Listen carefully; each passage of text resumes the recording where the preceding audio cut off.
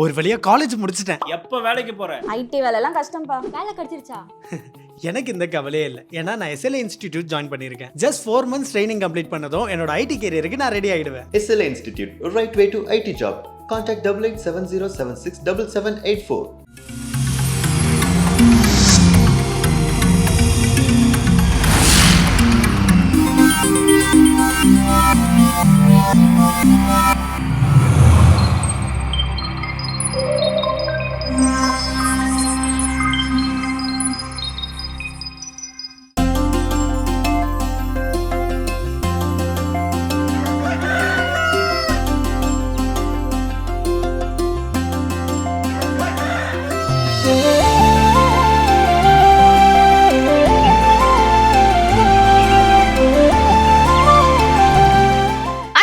அனைவருக்கும் இனிய காலை வணக்கம். எங்களுடைய இணைந்து நீங்கள் பார்க்கவிருப்பது மாதா தொலைக்காட்சியின் கடவுள் வணக்கம். வணக்கம் ஜோஸ். வணக்கம் மேடம், எப்படி இருக்கீங்க? ரொம்ப நல்லா இருக்கேன், நீங்க எப்படி இருக்கீங்க? எல்லா நாள் போல இன்றைய நாள் ரொம்ப மகிழ்ச்சி, உற்சாகம், சிறப்பா நாள் தொடங்கி இருக்குது. அப்படி இன்னைக்கான கதைக்குள்ள போயிடலாம். ஓகே, இன்னைக்கான கதை என்ன அப்படின்னு பாத்தீங்கன்னா, ஒரு நாட்டுல திடீர்னு ஒரு 3 பேருக்கு என்ன பண்றாங்க அப்படின்னா மரண தண்டனை கொடுக்குறாங்க. எதுக்காக? ஏதோ தப்பு பண்ணிட்டாங்க, ஏதோ சம்திங் மாட்டிக்கிட்டாங்க, இல்லை அந்த தப்பு அவங்க பண்ணாமலே கூட அவங்க மேலே பழி சுமத்தப்பட்டு அவங்களுக்கு ஏதோ, ஆனால் என்ன மரண தண்டனை ஃபிக்ஸ். அங்கே மரண தண்டனை எப்படி அப்படின்னு பார்த்தீங்கன்னா தூக்கிலெல்லாம் போட மாட்டாங்க. அப்புறம் கில்லட்னு ஒரு மிஷின் இருக்கும். ஸோ அந்த கில்லட் மிஷின் எப்படின்னு பார்த்தீங்கன்னா தலையை கொண்டு போய் வச்சுன்னு மேலே இருந்து அந்த கத்தி சரக்குன்னு தலை துண்டாயிடும், அவங்க கழுத்தை வெட்டிடும். ஸோ இதில் தான் அவங்க என்ன பண்ணுவாங்கன்னா மரண தண்டனை நிறைவேற்றுவாங்க. அப்போ மரண தண்டனை நிறைவேற்றப்பட்ட அந்த 3 நபர்கள் யார் யார் அப்படின்னு பார்த்தீங்கன்னா, ஒரு டாக்டரு, ஒரு அருட்தந்தை, ஒரு ஃபாதரு, அப்புறம் ஒரு மெக்கானிக் ஒருத்தர்.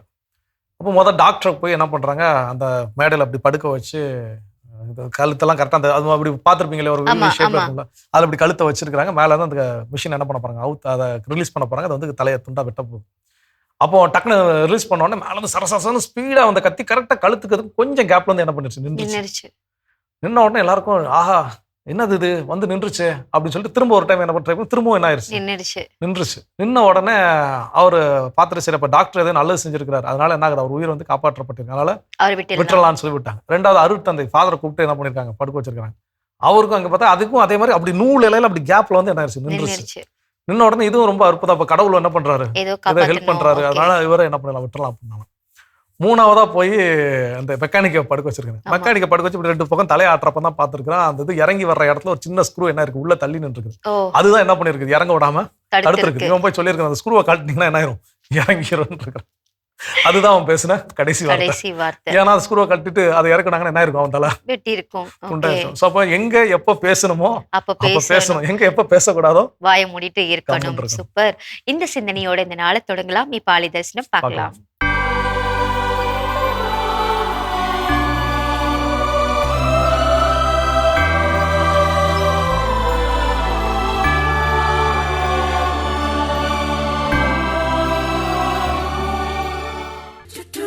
உறவு மலரும் புனித இடம் ஆலயம், உள்ளம் ஒன்று சேரும் இடம் ஆலயம். உறவு மலரும் புனித இடம் ஆலயம், உள்ளம் ஒன்று சேரும் இடம் ஆலயம். உணர்வு பெருகிட உயர்வு அடைந்திட உண்மை வழி செல்லும் வாழ்வும் ஆலயம்.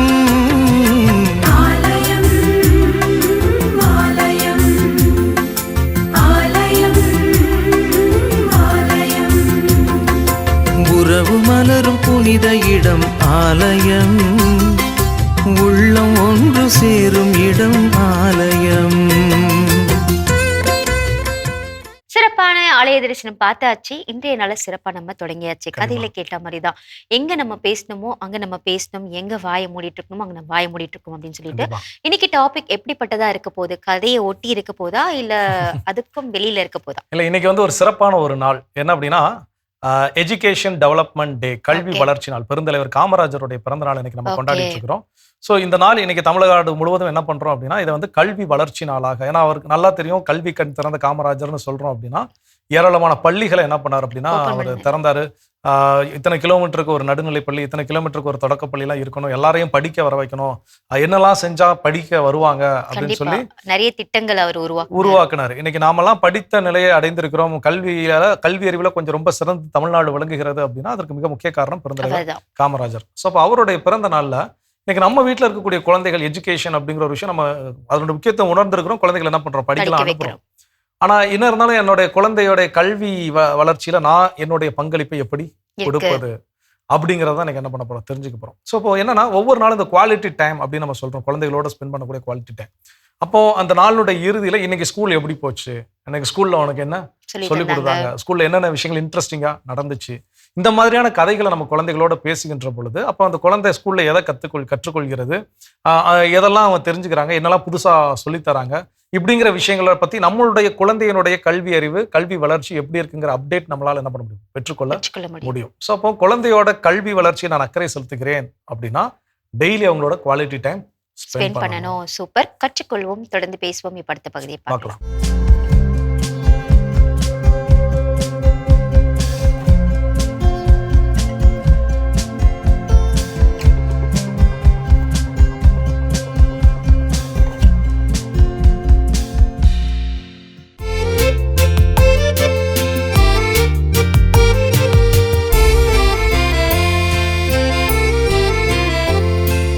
ஆண்டவர் நம் ஆண்டவர் தம் மக்களை தள்ளிவிடா. ஆண்டவர் நம் ஆண்டவர் தம் மக்களை தள்ளிவிடார். ஆண்டவரே, அவர்கள் உம் மக்களை நசுக்குகின்றனர். உமது உரிமை சொத்தான அவர்களை ஒடுக்குகின்றன. கைம்பெண்டிரையும் அந்நியரையும் அவர்கள் வெட்டி வீழ்த்துகின்றன. திக்கற்றவரை அவர்கள் கொலை செய்கின்றனர். ஆண்டவர் இதை கண்டு கொள்வதில்லையே. யாக்கோபின் கடவுள் கவனிப்பதில்லை என்கின்றனர்.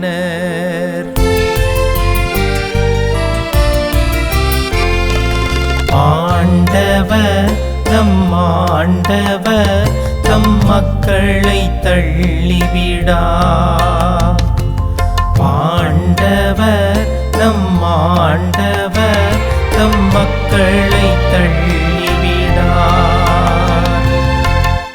இன்றைய திருப்பாடல் நிகழ்ச்சியிலே உங்களை சந்தித்ததிலே மிக்க மகிழ்ச்சி. உங்கள் அனைவருக்குமே என்னுடைய காலை வணக்கத்தை தெரிவித்துக் கொள்கின்றேன். இன்று இறைவன் நமக்கு கொடுத்த அற்புதமான ஒரு கொடை இன்றைய திருப்பாடல் 94. இந்த திருப்பாடல் ஆண்டவர் நீதிக்கு அரசராக விளங்கக்கூடிய திருப்பாடலாக இந்த திருப்பாடலுடைய ஆசிரியர் நமக்கு தருகின்றார். இங்கே நாம் பார்க்க வேண்டிய ஒன்று, ஆண்டவர் நீதிக்கு அரசர் என்றால் அவர் அன்பை சார்ந்திருப்பாரா அல்லது நீதியை சார்ந்திருப்பாரா? மிக எளிமையாக இதை உங்களுக்கு கூற வேண்டும் என்றால், பசியிலே வாடக்கூடிய ஒரு சிறுவன் ஒரு அப்பத்துண்டை திருடிவிட்டான் என்றால் அன்பை சார்ந்த நீதிபதியாக இருந்தால் அந்த சிறுவனுடைய பசியை முன்னிட்டு அவனை மன்னிக்க வேண்டும். அல்லது நீதி என்றால் நீதிதான் என்று கூறக்கூடிய நடுவராக இருந்தால் அந்த சிறுவனுக்கு திருடியதற்கான தண்டனையை தர வேண்டும். இதில் நம்முடைய ஆண்டவர் எப்படிப்பட்டவர், எப்படி நாம் எதிர்பார்க்கிறோம் என்பதை இன்றைய திருப்பாடல்களுடைய ஆசிரியர் நமக்கு எடுத்துரைக்கின்றார். இதிலே நாம் பார்க்க வேண்டிய மிக மிக முக்கியமான ஒரு கூறு, திருப்பாடலை தொடங்கக்கூடிய அந்த முதல் வசனத்திலே பார்க்கிறோம், ஆண்டவரே பழிவாங்கும் என்று அந்த ஆசிரியர் உணர்ச்சி பெருக்கினை வெளிப்படுத்துகின்றார். நம்முடைய ஆண்டவர் பழி வாங்கக்கூடிய ஆண்டவரா? இதுதான் நமக்கான ஒரு கேள்வி. இறைவன் இந்த உலகத்தை படைத்த பொழுது இந்த உலகத்தையே அன்பு செய்தார். தன்னுடைய மகன் இயேசு கிறிஸ்து இந்த உலகத்திலே வாழ்ந்து இறக்கின்ற பொழுது கூட இந்த உலகத்தை அன்பு செய்தார். அதைத்தான் யோவான் நற்செய்தி அதிகாரம் 3 இறைவசனம் 16 பார்க்கிறோம். கடவுள் தன்னுடைய ஒரே மகனை அழிக்கும் அளவிற்கு இந்த உலகின் மேல் அன்பு கூர்ந்தார் என்று. அப்படி அன்பே உருவாகி இருக்கக்கூடிய அந்த இறைவன் பழி வாங்குவாரா? அப்படி இருக்கையில் எதற்காக திருப்பாடலின் ஆசிரியர் இவ்வாறு பழிவாங்கும் ஆண்டவரே எங்களுடைய எதிரிகளை அழித்து ஒழியும் என்று எடுத்துரைக்கின்றார்? ஏன் இப்படி விண்ணப்பிக்க வேண்டும்? காரணம் உண்டு. இந்த திருப்பாடல் எழுதப்பட்ட சூழல் அப்படிப்பட்ட ஒரு சூழல். திருப்பாடல்களிலே பல பிரிவுகள் இருக்கின்றன. இது 4ஆம் பிரிவை சார்ந்தது. அதாவது இந்த திருப்பாடல் எழுதப்பட்டது பாபிலோனிய அடிமைத்தன காலத்தை சார்ந்தது. அந்த காலத்திலே இவர்களுக்கு அரசர்கள் என்று யாரும் கிடையாது, கோவில் இல்லை, மேலும் தங்களை நல்ல முறையிலே வழிநடத்தி செல்ல தலைவர்களும் கிடையாது. ஏதோ நாட்டிலே அடிமைகளாக இருக்கக்கூடிய சூழல், துன்பம் துயரம் என்று தங்களுடைய வாழ்க்கையை இருளிலே மூழ்கி போன சூழலிலே அவர்கள் எப்படியாவது இதை விட்டு மீண்டும் வர வேண்டும் என்று முயற்சி செய்கிறார்கள். ஆனால் அடிமைத்தனம் அவர்களை மீண்டும் அழுத்திக் கொண்டே இருக்கின்றது. திருப்பாடல் ஆசிரியர் மிக தெளிவாக சொல்லுகின்றார், எங்களை நசுக்கி ஒடுக்குகிறார்கள் ஆண்டவரே, எங்களை காப்பாற்றும் என்று அவர் கூப்பிடுகிறார். இங்கே நாம் பார்க்க வேண்டியது 5வது இறைவசனத்தை பார்க்கிறோம். உம் மக்களை நசுக்குகின்றனர், உம் உரிமை சொத்தான மக்களை ஒடுக்குகின்றனர் என்று தங்களை இறைவனின் சொந்த மக்கள் என்று மீண்டும் மீண்டும் அந்த நீதியின் கடவுளுக்கு அவர்கள் அறிவுறுத்துகிறார்கள். ஆனால் எதற்காக பழி வாங்க வேண்டும்? எதற்காக கடவுள் அவர்களை தண்டிக்க வேண்டும்? காரணம் உண்டு. 7வது வசனத்தை நாம் பார்க்க வேண்டும். ஆண்டவர் இதை கண்டு கொள்வதில்லை, யாக்கோபின் கடவுள் அவர்களை கைவிட்டு விட்டார் என்று எதிரிகள் நினைக்கின்றனர் என்று திருப்பாடலின் ஆசிரியர் அறிவுறுத்துகின்றார். அதாவது அடிமைத்தனத்தில் இருக்கக்கூடிய இந்த மக்களை ஒடுக்கக்கூடியவர்களாக இருப்பது மட்டுமல்லாமல் கடவுளை விட நாங்கள் தான் பெரியவர்கள் என்பது போல எதிரிகள் இருக்கின்றனர் என்பதை நமக்கு இந்த ஆசிரியர் வெளிப்படுத்துகின்றனர். எனவே அவர்களை பழி வாங்க வேண்டும் என்பது ஆசிரியரோட உள்ள குமுறலை தவிர கடவுளுடைய எண்ணம் அல்ல. இந்த எதிரிகள் ஏன் இப்படி செய்கிறார்கள்? அவர்கள் சொல்லக்கூடியது கடவுள் கண்டு கொள்வதில்லை என்று. ஆனால் திருப்பாடல் ஆசிரியர் மிக தெளிவாக சொல்லுகின்றார், இந்த செவிகளை படைத்த இறைவன் கேட்காமல் இருப்பாரா? நம்முடைய கண்களை படைத்த இறைவன் பார்க்காமல் இருப்பாரா என்று மீண்டும் அந்த எதிரிகளுக்குமே எடுத்துரைக்கின்றார். இது அவர்களுக்கு மட்டுமல்ல, இன்று நமக்குமானது. பல நேரங்களிலே இந்த உலக போக்கிலே வாழக்கூடிய நாம் செய்யக்கூடிய தவறுகள் யாருக்கு தெரியும்? யார் நம்மை பார்க்க போகிறார் என்று நினைக்கின்றோம். ஆனால் அது உண்மை கிடையாது. இறைவன் நம்மை பார்த்து கொண்டே இருக்கின்றார். ஒவ்வொரு நாளுமே நமக்கு இன்று பல்லவியாக தரப்போக்கூடிய ஒரு அற்புதமான ஒரு செய்தி, ஆண்டவர் தம் மக்களை கை நெகிழ்வது கிடையாது. ஆண்டவர் தம் சொந்த மக்களை, சொத்தாக பார்க்கக்கூடிய மக்களை கைவிடுவது கிடையாது. ஆனால் அதற்கு நாம் அவருடைய மக்களாக இருக்கிறோமா என்பதை பற்றி சிந்திக்க வேண்டும். மன்றாடுவோமாக. அன்பே உருவாகிய இறைவா, இந்த நாளை தந்து நாங்கள் அனைவருமே உமது திருப்பாடலை தியானிப்பதற்கு எங்களுக்கு நல்ல ஒரு வாய்ப்பை தந்ததற்கு உமக்கு நன்றி கூறுகின்றோம் ஆண்டவரே. இந்த நாளிலே நீர் எங்களுக்கு உணர்த்தியது போல உமது நீதியையும் அன்பையும் எடுத்துரைக்கக்கூடிய கருவியாக எங்களை மாற்ற வேண்டும் என்று எங்கள் ஆண்டவராகிய கிறிஸ்து வழியாக மன்றாடுகின்றோம். ஆமீன். அருமையான தினம் ஒரு திருப்பாடல் பகுதி பார்த்துட்டோம். இன்னைக்கான திருப்பாடலும் கேட்டாச்சு. அதோட இன்னைக்கு கல்வி வளர்ச்சி நாளில் நம்ம பேசிட்டு இருக்கிறோம். நம்முடைய குழந்தைகளுடைய கல்வி வளர்ச்சியில நாம பங்கெடுக்கணும் அப்படின்னா நாம செய்ய வேண்டிய செயல்கள் என்னென்ன அப்படின்னு பேசிட்டு இருக்கோம். அடுத்ததான் என்ன செய்ய சொல்றோம்? அடுத்ததான் என்ன செய்ய சொல்றாங்கன்னா, இப்ப குழந்தைங்க நல்லா படிக்கணும் அப்படின்னு நம்ம நினைக்கிறோம் இல்லையா? நம்ம நினைக்கிறது மட்டும் போதாது, அதுக்கான சூழலை அவங்களுக்கு உருவாக்கி தரணும். எப்படின்னா, இப்ப நம்ம வீட்டுல பாத்தீங்கன்னா அவங்க படிக்கிறதுக்காக ஒரு தனியா ஒரு ஸ்பெஷலா ஒரு ரூம் இருக்கணும். இல்லைன்னா அதுக்கு ஏற்றவாறு நமக்கு ஈஸியா அவங்க படிக்கிறதுக்கு ஏற்றவாறு இந்த காற்றோட்டமான இடம் எல்லாத்தையும் அமைத்து தரும் பொழுது இன்னும் அவங்க எஜுகேஷனை ஈஸியா கத்துக்கவும் முடியும். அவங்க அந்த சூழலை என்ன சொல்றது, சந்தோஷமா ஏத்துக்கொள்ள முடியும். கண்டிப்பா அந்த அப்படிப்பட்ட சூழல்ல படிக்கக்கூடிய ஒரு மைண்ட் செட்டே வரும். நம்ம சிஎம் விஜய் கில்லின்னு ஒரு படம் நடிச்சிருந்தாரு. அந்த படத்துல ஒரு டயலாக் வரும், பிள்ளைங்களை படின்னு சொன்னா மட்டும் பத்தாது, படிக்கிறதுக்கான பீஸ்ஃபுல் என்வைரன்மெண்ட் கொடுங்க. இது என்ன பார்லிமெண்டா இப்படி ஒரு சத்தம் அப்படின்னு சொல்லி நகைச்சுவைக்காக ஒரு காட்சி. ஆனா அதுல சொல்லக்கூடிய அந்த பொருள் ரொம்ப ரொம்ப முக்கியமான ஒன்று. நம்ம வீடுகளிலுமே சண்டை சச்சரவுகள் எல்லாம் இல்லாம ஒரு அமைதியான காற்றோட்டமான ரம்யமான அந்த சூழல் இருக்கின்ற பொழுது யாரானாலும் அது படிக்கிறதுக்கு ஏற்ற ஒரு சூழல் என்ன பண்ண உருவாக்கி. குறிப்பா என்னன்னா, டிவி ஒரு தனி ஹால்ல இருக்குன்னா ஸ்டடி ரூம் அதோட கொஞ்சம் தனியா இருக்கணும். அதுவே ரொம்ப ரொம்ப முக்கியமானது. கற்றுக்கொள்ளும் இன்னும் வேற அந்த விஷயம் இருக்குங்கிறத தொடர்ந்து பேசுவோம்.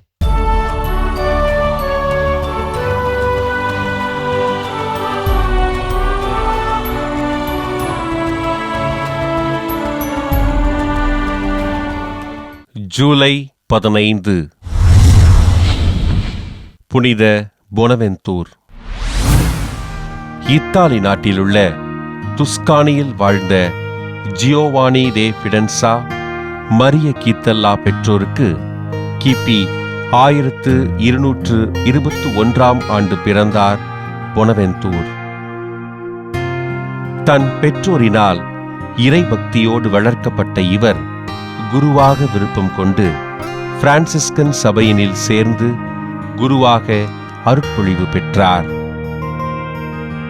பாரிஸ் பல்கலைக்கழகத்தில் இறையியலும் மெய்யியலும் பயின்ற பொனவெந்தூர் முனைவர் பட்டம் பெற்று அப்பல்கலைக்கழகத்திலேயே பேராசிரியராக பணி செய்தார். கிறிஸ்து ஒருவரே நமக்கு ஞானத்தினை வழங்குகிறார் என்று கூறி ஆண்டவரின் நற்செய்தியினை அறிவித்த பொனவெந்தூர் திருச்சபையின் சிறந்த இறையியலராக திகழ்ந்தார். கிபி 1257ஆம் ஆண்டு பிப்ரவரி 2ஆம் நாள் பிரான்சிஸ்கன் துறவற சபையின் 7வது தலைவராக பொறுப்பேற்ற அருட்தந்தை பொனவெந்தூர் 17 ஆண்டுகள் தன் சபையினை செம்மையோடு வழிநடத்தினார். ஏழ்மையாக வாழ்ந்து கிறிஸ்துவுக்கு சான்று பகர வேண்டும் என்று தன் சபை குருக்களிடம் கேட்டுக்கொண்ட பொனவெந்தூர் சிறந்த மறையுரையாளராக திகழ்ந்தார். இத்தாலியின் அல்பானோ மறைமாவட்டத்தின் ஆயராகவும் கர்தினாலாகவும் திருத்தந்தை 10ஆம் கிரகோரியினால் உயர்த்தப்பட்டு இறைப்பணிகளை செய்த பொனவெந்தூர் கிபி 1274ஆம் ஆண்டு ஜூலை 15ஆம் நாள் விண்ணகம் சென்றார். இறையியல் மற்றும் மெய்யியல் பாட புத்தகங்களையும் பிரான்சிஸ் அசிசியாரின் வாழ்க்கை வரலாறு உள்ளிட்ட பல்வேறு நூல்களையும் எழுதி திருச்சபையின் வளர்ச்சிக்கு காரணமாக இருந்த ஆயர் பொனவெந்தூர் அவர்களை திருத்தந்தை 4ஆம் சிக்ஸ்தூஸ் 1482ஆம் ஆண்டு ஏப்ரல் 14ஆம் நாள் புனிதராக உயர்த்த கிபி 1588ஆம் ஆண்டு திருத்தந்தை 5ஆம் சிக்ஸ்தூஸ் திருச்சபையின் மறை வல்லுனராக இவரை அறிவித்தார்.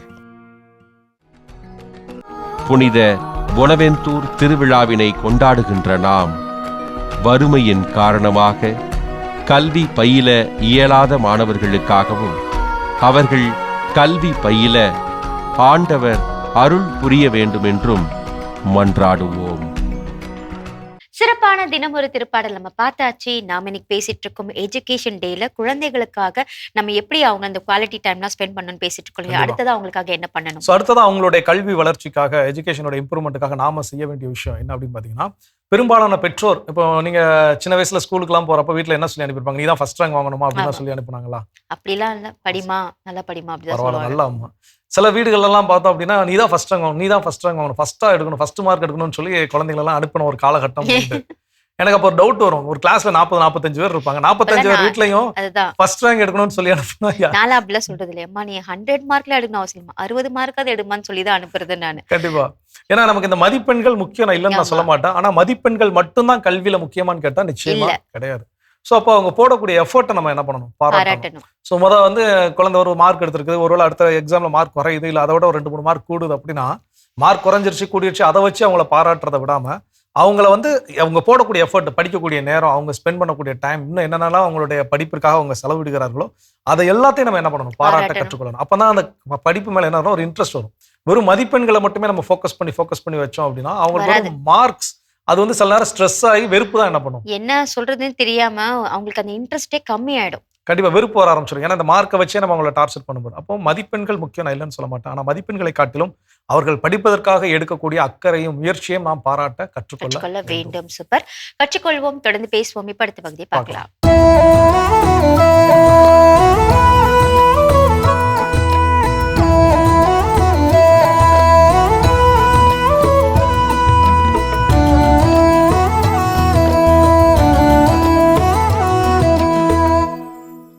நீதிபதியாகிவிட்டார் முல்லா. அந்த சமயத்தில் நடந்த நிகழ்ச்சி தான் இது. ஒரு நாள் நள்ளிரவு நேரம் அது.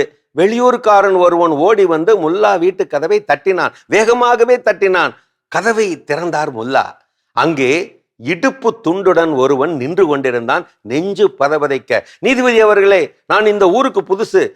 இந்த பக்கமாக வந்து கொண்டிருந்த போது திடீரென ஒருவன் என் மேல் பாய்ந்து விட்டான், தாக்கி விட்டான். நிலை தடுமாறி நான் கீழே விழுந்து விட்டேன். என்னை விழுத்தாட்டி விட்டான். என்னிடமிருந்த பணம், பொருள், தலைப்பாகை, சட்டை என எல்லாவற்றையும் திருடி கொண்டு ஓடிவிட்டான். இதோ இப்போது நான் இடுப்பு துண்டோடு தங்களிடம் வந்து நிற்கின்றேன். பாருங்கள், தயவு செய்து என் உடைமைகளை மீட்டு தாருங்கள். மன்றாடி நின்றான். நிதானமாக அமர சொல்லிவிட்டு வெகு நிதானமாக யோசித்து விட்டு சொன்னாராம் முல்லா, நீர் சொல்லுவதை பார்த்தால் இது உள்ளூர் திருடனின் கைவரிசை போல தெரியவில்லையே. நிச்சயமாக இது வெளியூர் திருடனின் கைவரிசைதான்.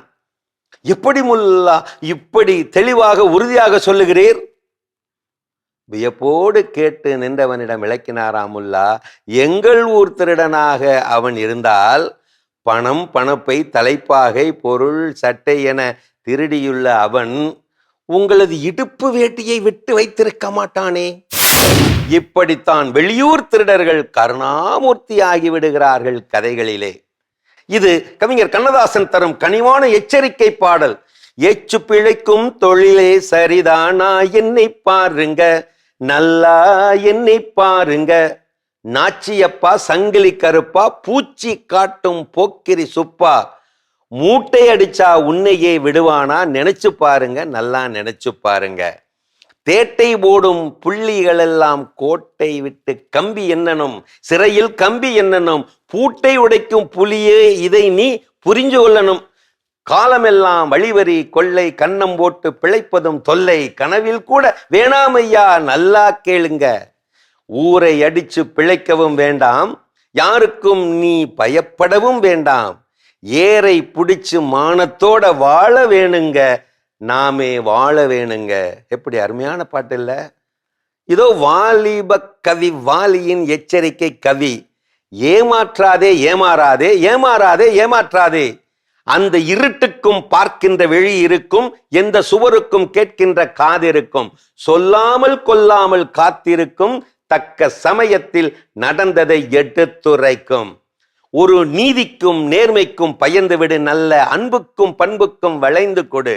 இன்றோடு போகட்டும் திருந்திவிடு, உந்தன் இதயத்தை நேர்வழி திருப்பிவிடு.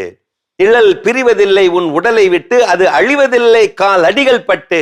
நீ நடமாடும் பாதையில் கவனம் வைத்தால், நீ நடமாடும் பாதையில் கவனம் வைத்தால், இங்கு நடப்பது நலமாய் நடந்துவிடும். ஏமாற்றாதே ஏமாற்றாதே, ஏமாறாதே ஏமாறாதே. நல்ல பாட்டு இல்ல? நினைவில் கொள் நட்பே, திருட்டு திருட கொடுத்தவனுக்கும் பொறுப்பு. சிறப்பான கதைகள் ஆயிரம் பகுதி பார்த்துட்டோம். இன்னைக்கான கதை சிந்தனை கேட்டாச்சு. அதோட நாம இன்னைக்கு பேசிட்டு இருக்கிறோம் கடவுள் வணக்கம் நிகழ்ச்சியில கல்வி வளர்ச்சி நாளில் நம்முடைய குழந்தைகளின் கல்வி வளர்ச்சிக்கு நாம் செய்ய வேண்டிய செயல்கள். அடுத்தது என்ன சொல்றாங்க? அடுத்தது என்ன சொல்றாங்கன்னா, இப்போ குழந்தைங்க எப்படி படிக்கிறாங்க அப்படின்றத நம்ம தெரிஞ்சுக்கணும்னா, அவங்க கிட்ட ஸ்கூல்ல போய் அவங்கள செக் பண்ணலாம், மிஸ் கிட்ட வந்து கேட்கலாம், எப்படி படிக்கிறாங்க, எந்த மாதிரி நிலைமையில இருக்காங்க, நாங்க என்ன பண்ணணும் அப்படின்ற விஷயத்த நம்ம வந்து கேட்டு தெரிஞ்சுக்கலாம். இன்னொன்னு, அவங்களுக்கு என்ன மாதிரியான உதவிகள் தேவை, குழந்தைங்களுக்கு நம்ம என்ன செய்யணும் அப்படின்றத நம்ம வந்து நம்ம போடுற எஃபெக்ட்ல தான் அவங்க வந்து நல்லா படிக்க முடியும். கண்டிப்பா இதுல வந்து 2 விதமான புரிதல்கள் ஆசிரியர்களுக்கும் இருக்கணும், பெற்றோர்களுக்கும் இருக்கணும். பெற்றோர்கள் என்னுடைய குழந்தை வீட்டில் செய்யக்கூடிய சேட்டைகளை ஒரு குறையா கொண்டு போய் ஒரு டீச்சர்ஸ்ட்ட சொல்லி, இந்த வீட்டில் அப்படி ஏறுறான், இங்க தாவுறான், அதை பண்றான், இதை பண்றான் அப்படிங்கிற கம்ப்ளைண்ட் பண்ணக்கூடிய ஒரு விதத்துல இருக்கக்கூடாது. அதே போல ஆசிரியர்கள் பள்ளிகளில் செய்யக்கூடிய சின்ன சின்ன சேட்டில் உங்க பையன் அப்படி சேட்டை பண்றான், இப்படி சேட்டை பண்றான், உங்க பொண்ணு அதை பண்ணுது, இதை பண்ணுதுங்கிற குறைகள் சொல்லக்கூடிய கம்ப்ளைண்டா இருந்துச்சுன்னா, இந்த மீட் எப்பவுமே பிள்ளைங்களுக்கு என்ன மாதிரியான ஒரு ஸ்ட்ரெஸ் கொடுக்கணும். ஐயோ மிஸ் வந்து கம்ப்ளைண்ட் பண்ணிட்டே இருக்காங்க, அம்மா வந்து கம்ப்ளைண்ட் பண்ணிட்டே இருக்காங்க அப்படின்ற ஒரு எண்ணம் வந்துடும். நிச்சயம் அதுதான் அந்த மன அழுத்தத்தை என்ன பண்ணும் கொடுக்கும். அப்புறம் அப்பாவோ அம்மாவோ ஆசிரியர்களை மீட் பண்ண போறாங்க, 2 பேரும் சந்திக்க போறாங்க அப்படின்னு கேள்விப்பட்டாலே அது ஒரு மன அழுத்தத்துக்குள்ள, இவங்க இப்படிதான் சொல்லுவாங்க, நம்மளை பத்தி என்ன பேச போறாங்கன்னு தெரியல, நம்மளை பத்தி யார் என்ன குறை சொல்ல போறாங்கன்னு தெரியல அப்படிங்கிற மன அழுத்தத்துக்குள்ள போயிடும். சோ அப்போ இந்த குறைகள் சொல்வதை விடுத்து இவங்களை ஆக்கப்பூர்வமாக அந்த படிப்பு விஷயத்துல எப்படி இன்னும் மேம்படுத்த நல்லா படிக்கிறான், இன்னும் அவன் எஃபெக்ட் போட்டா நல்லா படிப்பான் அப்படின்ற ஒரு எண்ணத்தை நம்ம கொடுக்கும்போது அந்த குழந்தைக்கு ஆட்டோமேட்டிக்கா பரவாயில்ல, நம்ம நல்ல மார்க் எடுக்கலன்னா கூட நம்மளை பத்தி இப்படி சொல்றாங்க அப்படின்ற ஒரு ஆர்வத்திலே படிக்க தொடங்குவாங்க. நிச்சயமாக அந்த படிப்பு மேல அக்கறையும் ஒரு ஈடுபாடும் வரும். ஆசிரியர்கள் மீது ஒரு நல்ல எண்ணம் வரும், ஆமா. பெற்றோர்கள் மேல நம்பிக்கை வரும். வரும். நான் என்ன பண்ணாலும் எனக்கு என்ன பண்றாங்க, உறுதுணையா இருக்காங்க. இருக்கிறாங்க அப்படிங்கிறது. ஸோ அப்போ அது ரொம்ப ரொம்ப முக்கியம். ஆசிரியர்களோடு அடிக்கடி கனெக்ட்ல இருந்து குழந்தையோட வளர்ச்சி எப்படி இருக்கு அப்படிங்கிறத தெரிஞ்சுக்கலாம். இன்னும் இது போல வேற என்ன விஷயம் இருக்குங்கிறத நம்ம தொடர்ந்து பேசுவோம். அதுக்கு முன்னாடி ஒரு பிரேக் போயிட்டு வரலாம். கண்டிப்பா.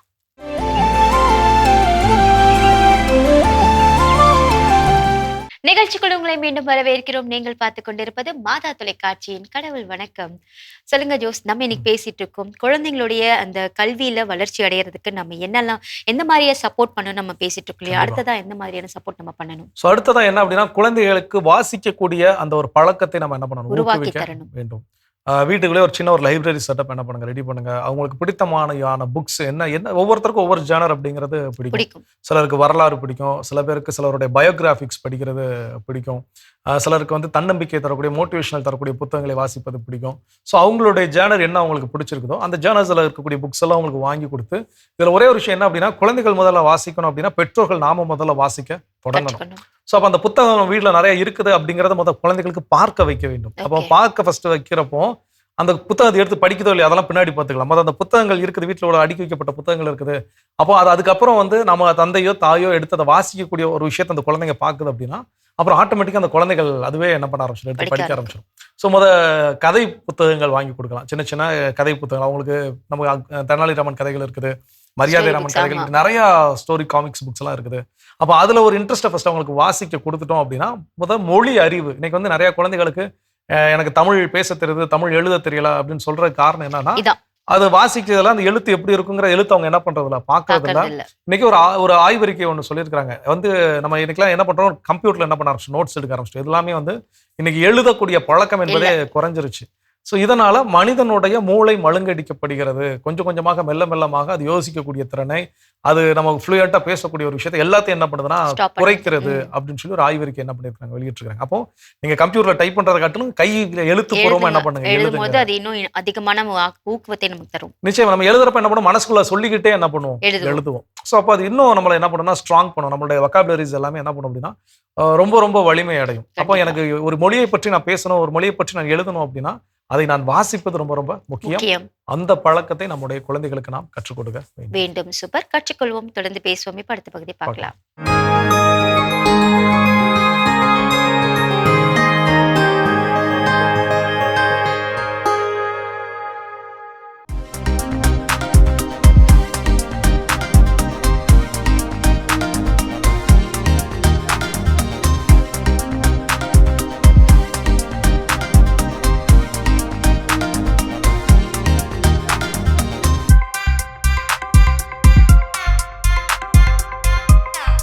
வணக்கம், நான் doctor Alagappan, general surgery practitioner, Meridian ஹாஸ்பிட்டலில் பேசுகிறேங்க. இன்னைக்கு நம்ம பார்க்க போகிறது கால் ஸ்டோன் டிசீசஸ், அதாவது பித்தப்பையில் ஏற்படக்கூடிய கற்கள். இது எதனால் வரும், என்னென்ன பண்ணலாம், என்ன மாதிரி உங்கள் உடம்பை தொந்தரவு பண்ணும், இதுலேருந்து தீர்வு எப்படி காண்றது, இதை பற்றி இன்னைக்கு நம்ம பார்க்கலாங்க. ஸோ பொதுவாக வந்துட்டு கால் ஸ்டோன் டிசீஸ்ன்னு பார்த்துக்கிட்டிங்கன்னா, கால் ஸ்டோன் அதாவது கேல் பிளடரில் ஃபார்ம் ஆகிற ஸ்டோன்ஸ். ஏன் கேல் பிளடரில் ஸ்டோன் ஃபார்ம் ஆகுது அப்படின்னு பார்க்குற போது, இது கிட்னி ஸ்டோனுக்கும் கால் ஸ்டோனுக்கும் ஒரு பேசிக் டிஃப்ரென்ஸ் என்னன்னா, கால் ஸ்டோன் அதாவது கேல் பிளடர்ல வர ஸ்டோன்ஸ் வந்துட்டு ஒரு ஃபங்க்ஷனிங் ஆர்கன் கிடையாது சார். கேல் பிளாடர் வந்துட்டு பித்த நீரை வந்துட்டு ஸ்டோர் பண்ணி வைக்கிற ஒரு ஏரியா மட்டும் தானே தவிர ப்ரொடக்ஷன் இந்த இடத்துல நடக்காதுங்க. லிவர் எங்கெங்கெல்லாம் வந்துட்டு ஆசிட் ப்ரொடியூஸ் பண்ணுதோ அதை வந்து ஸ்டோர் பண்ணி வைக்கிற ஒரு இடமா தான் கால் பிளாடர் இருக்குங்க. ஸோ எப்பப்பெல்லாம் வந்துட்டு நம்ம உணவு பண்டங்கள் அதிகமாக சாப்பிட்றோம், இல்ல ஃபேட்டி ஃபுட்ஸ் அதிகமாக உட்கொள்றோம், அந்த டைம்ல எல்லாம் வந்துட்டு உங்களுக்கு கேல் பிளாடர் வந்துட்டு சுருங்கி அதுல இருக்கக்கூடிய எக்ஸ்ட்ரா அமிலத்தை, எக்ஸ்ட்ரா ஆசிட்ஸை கொண்டு வந்து டைஜஷனுக்கு ஹெல்ப் பண்ணுங்க. ஸோ இந்த டைம் வந்துட்டு அந்த கேல் பிளாடர் சுருங்கி விரியக்கூடிய தன்மைகள் கம்மியாகுது, இல்ல கேல் பிளாடர்ல இன்ஃபெக்ஷன் ஆகுது, இல்ல கேல் பிளாடர் வந்து வெளியே வரக்கூடிய பாதையில ஏதோ அடைப்பு ஏற்பட்டிருக்கு. இந்த மாதிரி சமயங்கள்ல மட்டும் உள்ள இருக்க ஆசிட் தேங்கி நின்று அது உங்களுக்கு உப்பு படிஞ்சு ஸ்டோனா ஃபார்ம் ஆகிறதுக்கு சான்சஸ் இருக்குதுங்க. அதுவே கிட்னி ஸ்டோன்ஸ் பார்த்துக்கிட்டீங்கன்னா அது உப்பை ஃபில்டர் பண்ற டைம்ல வரக்கூடிய ஸ்டோன்ஸுங்க. ஸோ ஜென்ரலா பேஷண்ட் என்கிட்ட கேட்கறது என்னன்னு பார்த்தீங்கன்னா, கால் ஸ்டோனை கரைக்க முடியாதா அப்படின்னு. எஸ், கிட்னி ஸ்டோன்ஸ் தானாவே கரையுங்க. நம்ம தண்ணி அதிகமாக குடிக்கிறதோ, இல்ல ஒரு சில மெடிசன்ஸ் போடுறதோ, இல்ல யூரினோட பிஹெச்சை மாத்துறதோ, அந்த மாதிரி பண்ற சமயத்துல கிட்னியில ஃபார்ம் ஆகிற ஸ்டோன் கண்டிப்பா கம்மி பண்ண முடியுங்க. அதுவும் என்ன ஸ்டோனுங்கிறத பொறுத்துங்க. பட் கேல் பிளாடர்ல ஃபார்ம் ஆகிற ஸ்டோன் வந்துட்டு கண்டிப்பா அந்த மாதிரி செய்ய முடியாதுங்க. ஏன்னா வந்துட்டு கேல் பிளாடர் வந்து ஒரு உற்பத்தி ஆர்கன் கிடையாது, அது ஒரு ஸ்டோரேஜ் ஆர்கன். லிவர் தான் வந்து ஒரு உற்பத்தி ஆர்கனுங்க. அது ப்ரொடியூஸ் பண்ணக்கூடிய ஆசிட்ஸ் வந்து ஸ்டோர் பண்ணி வைக்கிறதுனால வரக்கூடிய ப்ராப்ளம் தான் கேல் பிளாடர் டிசீசஸ்ங்க. ஸோ இந்த கேல் பிளாடர் ஸ்டோன்ஸ் வந்துச்சுன்னா அது வந்துட்டு இன்ஃபெக்ஷனால வரக்கூடிய ஸ்டோன்ஸா இருந்ததுன்னா திரும்பி வராம இருக்கிறதுக்கு நம்ம ஆன்டிபயோட்டிக்ஸ் இந்த மாதிரிலாம் போடலாம். பட் ஸ்டில் ஏற்கனவே ஃபார்ம் ஆன ஸ்டோனை நம்ம வெளியே எடுக்கணும் அப்படிங்கிற பட்சத்துல கல்லை மட்டும் எடுத்துட்டு நம்ம பித்தப்பையை விட்டுட்டு வர இயலாதுங்க. ஸோ ஏன்னா திரும்பி திரும்பி உங்களுக்கு ஸ்டோன் ஃபார்ம் ஆகிற சான்ஸும் நம்ம பித்தப்பையில போடுற தையல் வந்து விட்டுட்டு போறதுக்கான சான்ஸும் ரொம்பவே அதிகங்க. அதனால ஏற்படக்கூடிய பின் விளைவுகள் காம்ப்ளிகேஷன்ஸ் தான் ரொம்ப அதிகம். ஸோ கேல்பிளாடர் ஸ்டோன்ஸை பொறுத்த வரைக்கும் நம்ம ஸ்டோனை மெடிக்கலாவோ இல்லை வந்து ஸ்டோனை மட்டும் எடுத்துட்டு உறுப்பை விட்டுட்டு வரதோ ஒரு ட்ரீட்மெண்ட் ஆப்ஷனா இருக்காதுங்க. ஸோ அதுக்கான ட்ரீட்மெண்ட் என்ன பார்த்துக்கிட்டீங்கன்னா பித்தப்பையை அகற்றுறது. இதுதான் வந்துட்டு அதுக்கான மெயின் ட்ரீட்மெண்ட் முறைகள். பட் எல்லாருக்குமே அது பண்ணணுமா அப்படின்னு கேட்டுக்கிட்டீங்கன்னா கண்டிப்பா கிடையாதுங்க. ஸோ கால் ஸ்டோன்ஸ் ஃபார்ம் ஆகிறது பார்த்துக்கிட்டீங்கன்னா இந்தியாவில் ஒரு பாப்புலேஷன் ஸ்டடி பண்றதுல வந்துட்டு மோர் தென் 60% பாப்புலேஷனுக்கு கால் ஸ்டோன் கண்டிப்பா இருக்குங்க. பட் இதுல வந்து எத்தனை பர்சன்டேஜ் பாப்புலேஷனுக்கு வந்துட்டு பிரச்சனையா முடியும் பார்த்தீங்கன்னா வெறும் 3% பாப்புலேஷன் இருக்காங்க. ஸோ கால் ஸ்டோனோட சைஸுங்க, கால் ஸ்டோன் எங்க இருக்குது, எந்த இடத்துக்கு நகர்ந்து வருதுங்கிறத பொறுத்து தான் அவங்களுக்கு சிம்டம்ஸ் இருக்குமா, அந்த சிம்டம்ஸ்க்கு நம்ம ட்ரீட்மெண்ட் சொன்ன சர்ஜரி வந்துட்டு பண்ணலாமா அப்படிங்கிறத முடிவெடுக்க முடியுங்க. ஸோ இன்ஃபெக்ஷனால வந்த ஸ்டோன்ஸ் வந்துட்டு சிறிதளவில் இருக்கிறது, லைக் ஒரு 2 mm to 3 mm இருக்கிறப்ப நம்ம எந்த இதுவும் பண்ண அவசியங்கள் இருக்காதுங்க. ஜஸ்ட் பித்தப்பையோட ஸ்ட்ரக்சர் நார்மலா இருக்குதான்னு ஒரு சின்ன அல்ட்ராசவுண்ட்லயோ இல்லை ஒரு எம்ஆர்ஐ ஸ்கேன்லயோ அவங்க கன்ஃபார்ம் பண்ணிட்டாங்கன்னா தாராளமா நம்ம ஆன்டிபயோட்டிக்ஸ் போட்டு வெயிட் பண்ணலாங்க. அதுவே மீதி அந்த நான் சொன்ன 3% தவிர 97%ங்களுக்கு வந்துட்டு உங்களுக்கு இன்ஃபெக்ஷனுக்கான எந்த ஒரு அறிகுறியும் சரி இல்லை வேற எந்த சிம்டம்ஸ்க்கான எந்த அறிகுறிகளுமே இல்லாம இருக்குங்க. ஸோ அவங்களுக்குலாம் தற்செயலாம் நம்ம ஸ்கேன் பண்ணி பார்க்கும்போது வேற ஏதோ ஒரு நோய்க்கு பார்க்கறதுக்காக ஸ்கேன் பண்ணும்போது பித்தப்பையில கல் இருக்குங்கிறது கண்டுபிடிக்க முடியுங்க. ஸோ அவங்களுக்குலாம் என்ன பண்ணலாம் அப்படின்னு கேட்டீங்கன்னா ஆஸ் லாங் அஸ் அதோட சைஸ் வந்துட்டு 1 சென்டிமீட்டர் கம்மியா இருக்க வரைக்கும் எதுவும் பண்ணணும்னு அவசியமே கிடையாதுங்க. 1 சென்டிமீட்டருக்கு மேல ஸ்டோன்ஸ் இருந்ததுன்னா அந்த டைம்ல வந்துட்டு பிரச்சனைகளுக்கான சான்சஸ் அதிகமாக்கிட்டே போகுங்க. ஸோ ஸ்டாட்டிஸ்டிக்ஸ் படி 1 சென்டிமீட்டருக்கு மேல இருக்க ஸ்டோன்ஸ் பேஷண்ட்டுக்கு சில டயபெட்டிஸ், ஹைப்பர் டென்ஷன் அந்த மாதிரி நோய்கள் இருக்குதுன்னா பெட்டர் ஆப்ரேஷன் பண்றது தாங்க. அதுவே அதுக்கு சைஸ் கம்மியா இருக்குதுன்னா சிம்டம்ஸ் இல்லாத வரைக்கும் பேஷண்டோட ஒப்பீனியன் தாங்க, தாராளமா வெயிட் பண்ணி நம்ம கொஞ்ச நாள் கழிச்சு கூட பிரச்சனைகள் வர சமயத்துல ஆப்ரேஷன் பண்ணிக்கலாம். ஏன் ஒரு சில டாக்டர் பண்ணுங்கிறாங்க, ஒரு சில டாக்டர் பண்ணக்கூடாதுங்கிறாங்கிறது அவங்களோட எக்ஸ்பீரியன்சஸ் பொறுத்துங்க. ஏன் அல்டிமேட்லி ஒரு காலத்துல வந்து கால் ஸ்டோன்ஸ் கீழே இறங்கி வர சமயத்துல சில சமயம் வந்துட்டு பித்த வடிகுழாயில் அடைச்சிக்கிறதுக்கான வாய்ப்புகள் உண்டுங்க. அப்படி அடைக்கிற சமயத்துல வந்துட்டு ஜாண்டிஸ், அதாவது மஞ்சக்காமாலை அப்படிங்கிற ஒரு நோய் வர்றதுக்கான வாய்ப்புகள் ரொம்பவே இருக்குதுங்க. ஸோ இப்படி வர சமயத்துல மஞ்சக்காமாலை அதிகமாகும்போது ஒவ்வொரு உறுப்புகளா செயலிழக்கிறதுக்கான சான்சஸ் அதிகங்க. ஸோ அதை செப்சிஸ் நம்ம சொல்லுவோம். ஸோ இந்த நிலைக்கு தள்ளப்படக்கூடாதுங்கிறதுக்காக சில டாக்டர்கள் வந்துட்டு கால் ஸ்டோன் சின்னதா இருக்கும் போதே வருமுன் காப்பமா ஆப்ரேஷன் பண்ணிக்கிறது பெட்டரா இருக்கும் அப்படிங்கிறத சொல்றாங்க. ஸோ as long as இந்தியாவில் ஃபுல் பாப்புலேஷன் ஸ்டடிஸ் வர வரைக்கும் இதுதான் நம்மளோட கன்சென்ஸா இருக்குங்க. 1 சென்டிமீட்டர் கம்மியா இருக்க கற்கள், பிரச்சனைகளே இல்லாத கற்களுக்கு தாராளமா வெயிட் பண்ணலாம். பிரச்சனை தரக்கூடிய சின்ன கற்களா இருந்தாலும் சரி இல்லை 1 சென்டிமீட்டருக்கு மேல இருக்கக்கூடிய கற்களா இருந்தாலும் சரி அதுக்கு ஆப்ரேஷன் பண்றது தான் பெட்டர் ஆப்ஷனா இருக்குங்க. ஸோ இந்த ஆப்ரேஷன் வந்துட்டு எப்பவுமே லாப்ரோஸ்கோப்பில தான் பண்ற மாதிரி இருக்குங்க. அன்லெஸ் இன்ஃபெக்ஷன் ரொம்ப முத்தி போய் பக்கத்துல இருக்க கல்லீரல், குடல் அதுல எல்லாம் நல்லா ஒட்டி இருந்து அதை பிரிக்க முடியாம கஷ்டப்பட்டா மட்டுமே ஓப்பன் ஆப்ரேஷனுக்குள்ள தள்ளப்படுவோங்க. இல்லாட்டி சிம்பிளா லாப்ரோஸ்கோபிக் சர்ஜரியில 1 மணி நேரத்துல இருந்து 1.5 மணி நேரத்துக்குள்ள முடிக்கக்கூடிய ஒரு ஆப்ரேஷனாக தான் இது இருக்குதுங்க. ரொம்ப காமனா பண்ணக்கூடிய ஆப்ரேஷன் இது இந்தியா இல்லைங்க. ஸோ நீங்க எந்த ஒரு அச்சமும் எந்த ஒரு பயமும் இல்லாம தாராளமா இந்த ஆப்ரேஷன் பண்றதுன்னா பண்ணிக்கலாங்க. ஸோ பித்த வடிகுழாய் எடுத்ததுக்கு அப்புறம் ஏதாவது பிரச்சனை இருக்குமா, அந்த கல்லீரல் வரக்கூடிய அமிலம் வந்துட்டு உங்களுக்கு ஸ்டோர் ஆகிற இடம் இல்லையா, அதனால செரிமான பிரச்சனை இருக்குமா அப்படின்னு எதிர்பார்த்தீங்கன்னா கண்டிப்பா இருக்காதுங்க. ஏன்னா இது ஒரு ஸ்டோரேஜ் ஆர்கன் மட்டும்தாங்க, உற்பத்தி திறன் கிடையாது. ஸோ அதனால இது எங்கிருந்து ஸ்டோர் பண்ணிக்குதுன்னா லிவர்ல இருந்து வரக்கூடிய ஆசிட் தான் ஸ்டோர் பண்ணுதுங்க. ஸோ ஆட்டோமேட்டிக்கா அது இல்லாத பட்சத்துல வந்துட்டு லிவர் ப்ரொடியூஸ் பண்ற ஆசிட்டை டைரக்டா அது குடலுக்கே வந்து செலுத்திடுங்க. ஸோ ஆட்டோமேட்டிக்கா அது வந்துட்டு குடலுக்கு போறங்க காரணத்தினால உங்களுக்கு டைஜஷன் எந்த விதத்துலையுமே பாதிக்காதுங்க. பட் எந்த சர்ஜரியா இருந்தாலுமே ஆரம்ப கட்டம் சர்ஜரி முடிச்சு அந்த 1 or 2 monthsக்கு வந்துட்டு ஒரு மைல்டு டிஸ்கம்ஃபர்ட் இருக்க தான் செய்யும். அதுவும் லாப்ரோஸ்கோபிக் சர்ஜரியில வயிறுக்குள்ள காத்து போட்டு பண்றதுனால அந்த டிஸ்கம்ஃபர்ட் கொஞ்சம் அதிகமாவே இருக்க கூட உங்களுக்கு செய்யலாங்க. ஸோ இது இருக்கிற பட்சத்துல வந்துட்டு உங்களுக்கு ஒரு 3 மாசம் வரைக்கும் டைம் இருந்தது, அதுக்கப்புறம் வரக்கூடிய பீரியட் பார்க்கும்போது கண்டிப்பாவே நல்லாவே இருக்குங்க. அருமையான நலம் தரும் நேரம் பகுதி பார்த்துட்டோம். இன்னைக்கான மருத்துவ ஆலோசனை கேட்டு தெரிஞ்சுக்கிட்டோம். அதோட நம்ம இன்னைக்கு கடவுள் வணக்கம் நிகழ்ச்சியில பேசிட்டு இருக்கிறோம். நம்முடைய குழந்தையின் கல்வி வளர்ச்சிக்கு நாம் செய்ய வேண்டிய செயல்கள் அடுத்ததான் என்ன சொல்றாங்க? அடுத்ததான் என்ன சொல்றாங்க, அவங்களோட ஸ்கிரீன் டைம் இருக்கு இல்லையா, அதை வந்து கொஞ்சம் கம்மி பண்ணுங்க அப்படின்னு சொல்றாங்க. ஏன்னா அதுல அவங்க அதிகமான நேரத்தை செலவிடும் பொழுது அவங்களுக்கு வந்து ஒரு இன்ட்ரெஸ்ட் இருக்கும் இல்லையா, டிவி பார்க்கணும் அப்படின்னு தான் ஒரு ஆர்வம் போகுமே தவிர்த்து நமக்கான ஸ்டடீஸ் நேரம் அப்படின்றது ரொம்ப கம்மியாயிடும். நம்ம என்ன சொல்லணும்னா, நீ இவ்வளவு படி, அப்புறம் நான் உனக்கு ஸ்கிரீன் டைம் தரேன் அப்படின்னு சொல்லிட்டு நம்ம சொல்லும்போது ஒரு ஒரு என்ன சொல்றது, ஒரு ஆப்ஷன் அவங்க கிட்ட கொடுக்கணும். நம்ம இதை செஞ்சினா உனக்கு இது கிடைக்கும் அப்படின்னு சொல்லிட்டு அப்படி கொடுக்கும்போது நிச்சயமா அவங்க வந்து படிப்புல கொஞ்சம் ஆர்வம் கிடைக்கும். இன்னொன்று வந்து பாத்தீங்கன்னா, இந்த சொன்ன மாதிரி ஸ்டோரி புக் படிக்கிறதோ இல்ல இந்த ஸ்கூல் புக் படிக்கிறதோ இந்த மாதிரி டைம்ஸ் வந்து அவங்களுக்கு அதிகமா இருக்கும். கண்டிப்பா இப்போ இது ரொம்ப பெரிய பிரச்சனையா இருக்குது. என்னமா நான் சின்ன பிள்ளையா இருக்கிறப்ப வீட்டில் பார்த்தீங்கன்னா எக்ஸாம் டைம்ல என்ன பண்ணுவாங்க, அந்த கேபிள் கனெக்ஷனை கட் பண்ணிடுவாங்க. கேபிள் கார்ட்ட சொல்லிடுவாங்க 1 மாசத்துக்கு என்ன வேண்டாம் கேபிள் வேணான்றாங்க. இல்லை அப்படின்னா அந்த வயரை பின்னாடி என்ன பண்ணிடுவாங்கன்னா உருவி விட்டுருவாங்க. நிறைய விஷயங்கள் பண்ணுவாங்க. அப்போ ஒரு டிஸ்ட்ராக்ட் பண்ணக்கூடிய விஷயத்தை எப்படி அவாய்ட் பண்ணணும் அப்படிங்கிறது. ஆனா இன்னைக்கு பெற்றோரா இருக்கிறவங்களுக்கு சந்திக்கக்கூடிய சவால் என்னன்னா ஸ்மார்ட் போன். அதுதான் பெரிய பெரிய சிக்கலாக இருக்கிறது.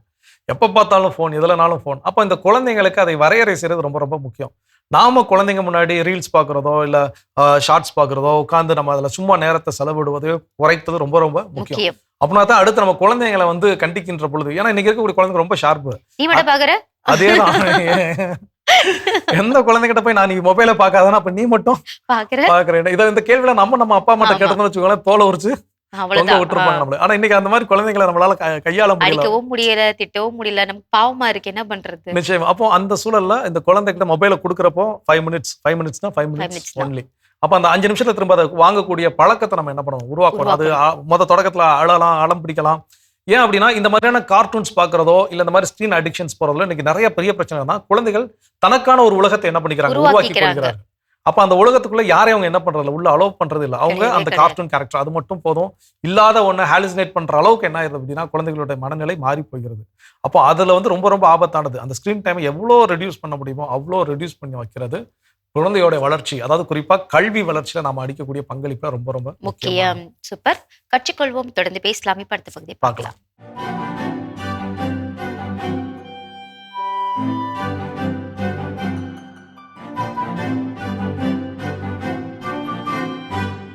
அன்பிற்கினிய மாதா தொலைக்காட்சி சுவைஞர்களே, தமிழ் மணக்கும் அன்பு நெஞ்சங்களே, வணக்கம். திரிகடுகத்தில் இணைந்திருக்கும் உங்கள் ஒவ்வொருவருக்கும் நன்றியின் வாழ்த்துகள். இன்று மீண்டும் நாம் திரிகடுகம் எண் 51 இருக்கின்றோம். இன்று 3ஆம் கருத்தினை பார்த்து நிறைவு செய்கிறோம். ஆராய்ந்து சொல்லப்பட வேண்டியவை தூர்ந்து ஒழுகிக் கண்ணும் துணைகள் துணைகளே, சார்ந்தொழுகிக் கண்ணும் சலவர் சலவரே, ஈர்ந்தகல் இன்னா கயவர் இவர் மூவர் தேர்ந்த கால் தோன்றும் பொருள். திரிகடுகம் 51. கயவர்கள் பிளக்கப்பட்ட கற்கள் போன்றவர்கள். அப்படின்னா என்ன? பிளக்கப்பட்ட கற்கள் போன்றவர்கள். அந்த கற்கள் ஒன்று சேர முடியாது. அதான் சொல்லுவாங்க, பிளக்கப்படுபவை பல வகை இருந்தாலும் இந்த 3 இங்கு குறிப்பார்கள். 1 நீர் பிளக்கை, 2 தங்கம் பிளக்கை, 3 பாறை பிளக்கை. அப்படின்னா என்ன? தண்ணீரை பாருங்க, அங்கே தண்ணீர் இருக்குது, ஒரு வாழை வச்சு அந்த தண்ணீரை வெட்டுவோம். வெட்டினா என்ன நடக்கும்? தண்ணீர் அப்படியே பிரியும், உடனே ஒன்று சேரும். அதில் ஒன்றுமே சிக்கல் இல்லை. உடனடியாக ஒன்று சேர்கின்ற அந்த ஒரு தன்மை. அவர்கள் தான் நல்ல உறவுகள். பிளவு வரும் சில நேரங்களில், ஆனால் இணைவார்கள்.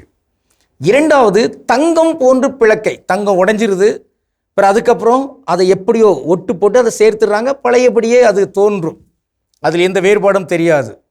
ஆக இந்த வகையில் உள்ள பிளக்கை. ஆனால் அதுக்கு கொஞ்சம் செயற்கை ஏதோ ஒன்றை சேர்க்க வேண்டும் என்பது மட்டும்தான். ஆனால் பாறை பிளந்து விட்டது என்றால் அதை எதை கொண்டும் சேர்க்க இயலாது. அது பாறை போன்று அங்கே இருக்க முடியாது.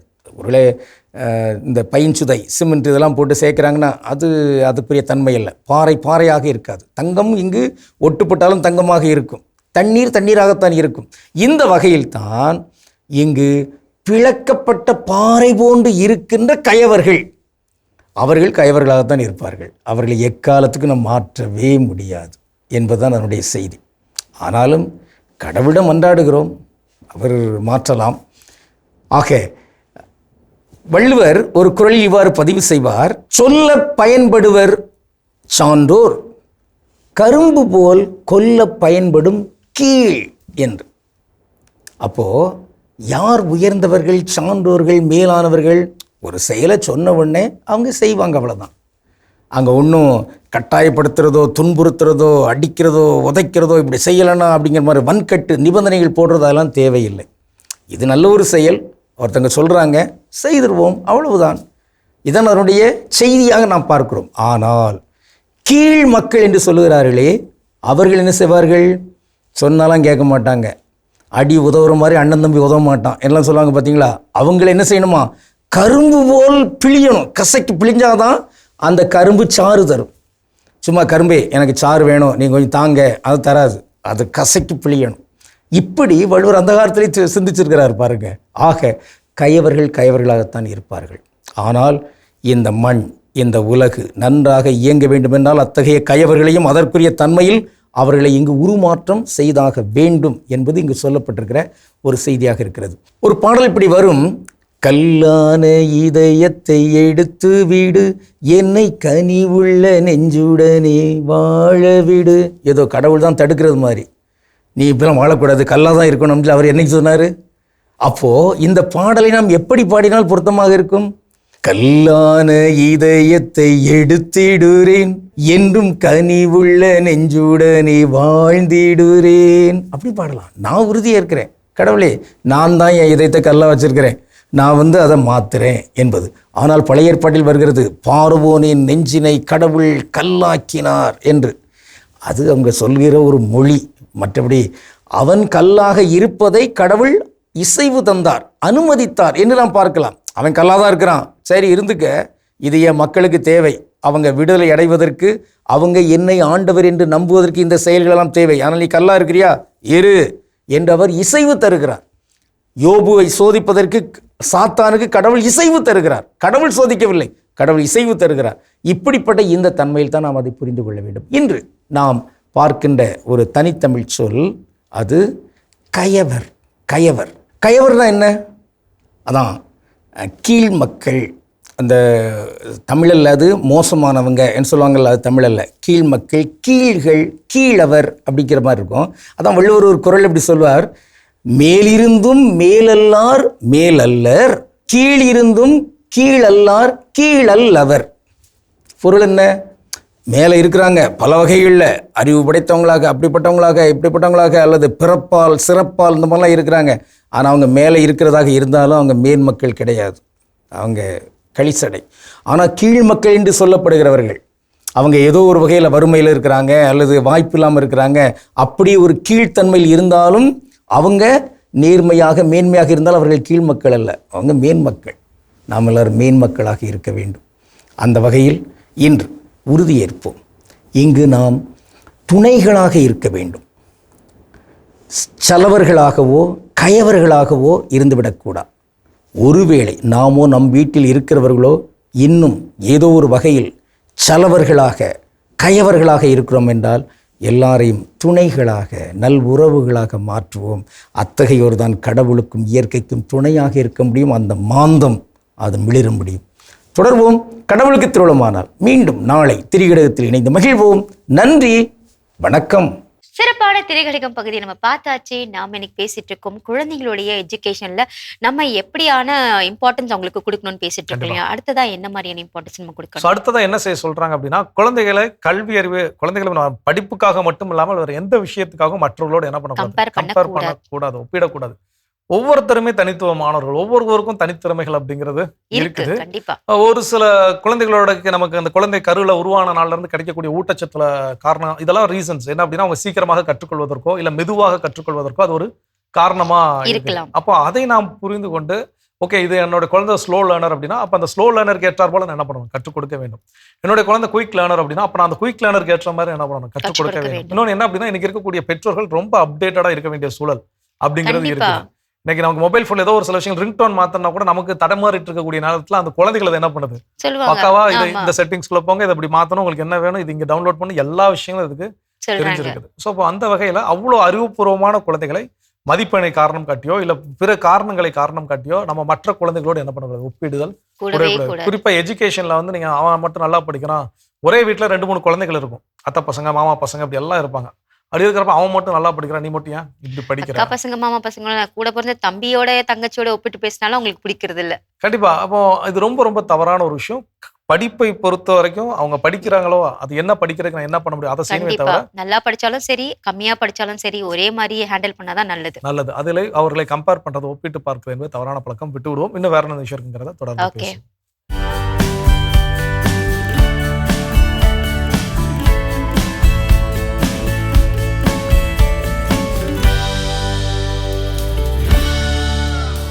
நிமிடத்திற்கு நிமிடம் மாறிக்கொண்டே இருக்கும் 15 வினாடி வீடியோக்கள், நம்மை அறியாமலே சிறைபிடிக்கும் சமூக ஊடக பதிவுகள்.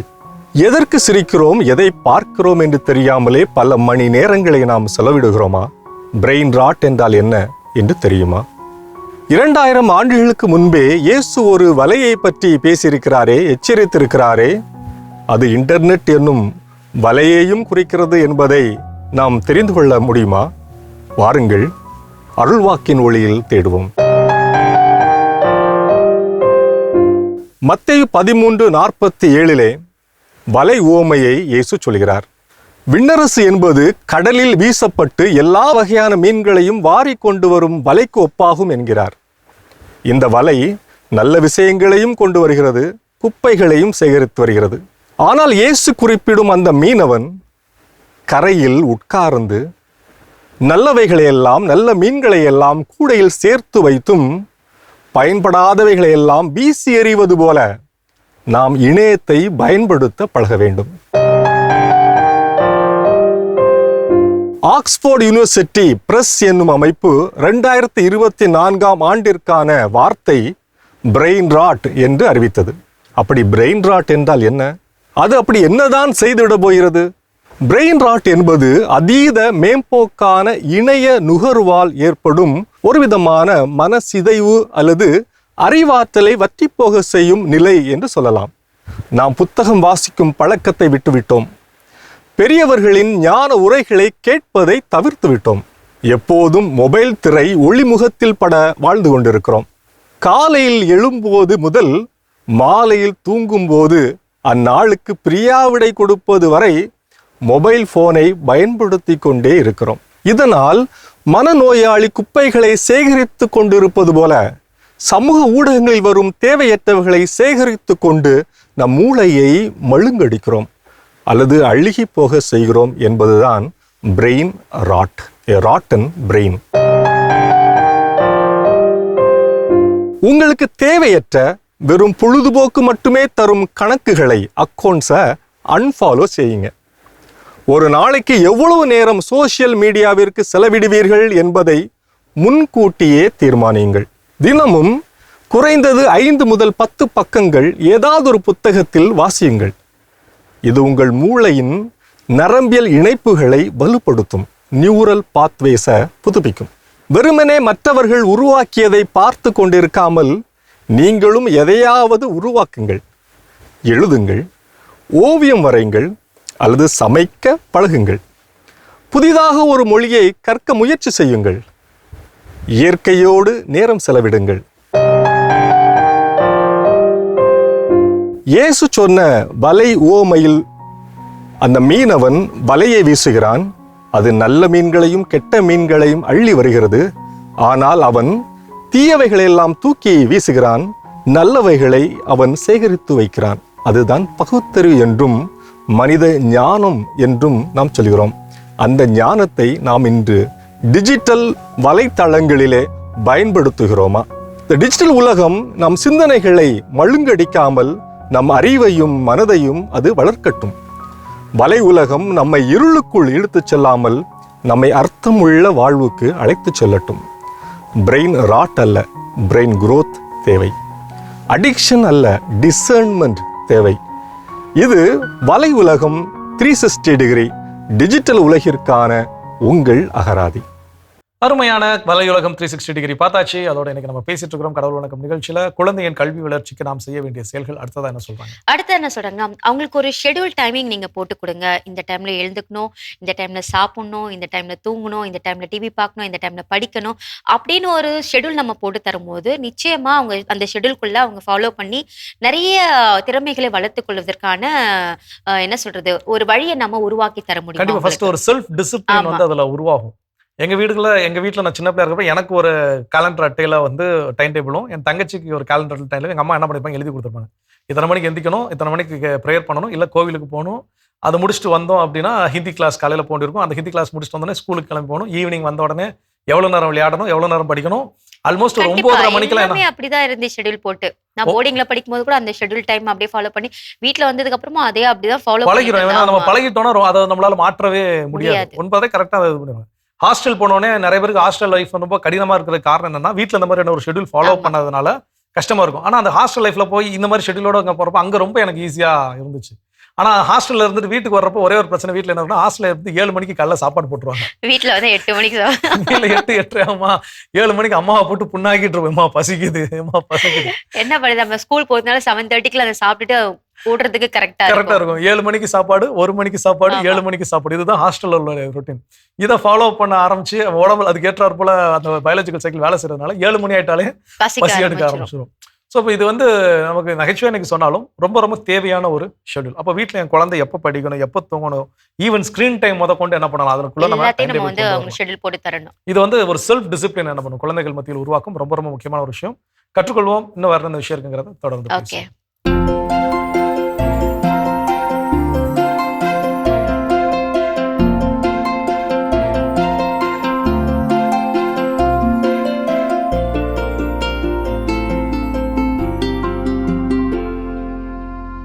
அனைவருக்கும் வணக்கம். இன்றைய பதிவில் நம்ம பார்க்க போகிற விஷயம் என்னென்னா, நம்மளுடைய மாதா டிவி நேயர்கள் நிறைய பேர் வீட்டில் வாழை மரம் வச்சுருந்தவங்க அதோடைய குலை வரும்போது அந்த குலை வந்து அழுகி வருது அல்லது காய்ந்து வருது அப்படின்னு ஒரு குறைபாடு சொன்னீங்க. அப்படி வந்ததுக்கு நான் என்ன கேட்டிருந்தேன்னா, உங்களுடைய வீட்டோட கழிவு நீர் அந்த வாழைக்கு பாய்ச்சப்படுதான்னு கேட்டப்ப ஆமாம் அப்படின்னு சொன்னீங்க. ஒரு சில பேர் வந்து கழிவு நீர் போகலை, ஆனால் நிறைய நாள் நாங்கள் தண்ணி விடாமல் இருந்தோம், திடீர்னு தண்ணி விட்டோம் அப்படிங்கிற மாதிரி ஒரு 2 பேர் பதில் சொன்னாங்க. இன்னொரு 2 பேர் வந்து வெளியிலேருந்து மண் கொண்டுட்டு வந்து நாங்கள் போட்டிருந்தோம், அந்த போட்டதுக்கப்புறம் இந்த மாதிரி தொல்லை வந்தது அப்படின்னு சொன்னாங்க. எப்படி சுற்றி பார்த்தாலும் ஒரு வாழை மரத்தோட நடுத்தண்டு அழுகி போய் அதனால் வரக்கூடிய புது குருத்து அழுகிறதோ அல்லது அதனால் வரக்கூடிய குலை அழுகிறதோ அப்படிங்கிறது மரத்தோட கீழே இருக்கக்கூடிய கிழங்கு அழுகிறதோட காரணம். மரத்தோட கீழே மண்ணுக்குள்ளே இருக்கக்கூடிய கிழங்கு அழுகிறதோட காரணம். அப்போ அந்த கிழங்கு அழுகுதுன்னா என்னன்னா, அதை தொடர்ந்து இருக்கக்கூடிய வேர்கள் அழுகி இருக்குன்னு அர்த்தம். அந்த வேர்கள் அழுகி இருக்குன்னா அந்த வேர்கள் பாதிக்கப்பட்டிருக்கு. இப்போ உதாரணத்துக்கு வீட்டில் இருக்கக்கூடிய தண்ணீர் நம்ம பயன்படுத்தும் போது கழுவுற தண்ணீர் அல்லது வந்து குளிக்கக்கூடிய தண்ணீரில் அல்லது பாத்திரத்துக்கு பயன்படுத்தக்கூடிய தண்ணீரில் இருக்கக்கூடிய வேதிப்பொருள்களோட அளவு அதிகமாக இருக்கிறப்ப அது பூமியில் இறங்கி அந்த வேரை காயப்படுத்துகிறப்ப அந்த காயத்தில் அழுகல் கிருமிகள் பெருகி கிழங்கு அழுகி போயிடும்.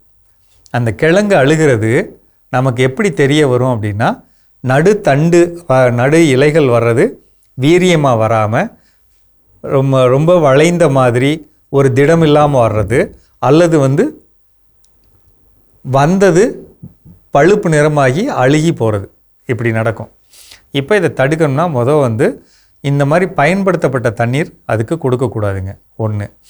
2வது, அதை முற்றிலும் தவிர்த்துக்கணும். தண்ணீர் பாய்ச்சிறப்ப முடிஞ்ச அளவுக்கு அந்த மரங்களில் அதிகமாக தண்ணீர் பாய்ச்சிறப்ப மண்ணில் இருக்கக்கூடிய சாம்பல் சத்து வெளியே போயிடும். அப்போ அந்த சாம்பல் சத்தை திருப்பி கொடுத்தா தான் நோய் எதிர்ப்பு தன்மையோட கீழே இருக்க கிழங்கு நல்லாயிருக்கும்.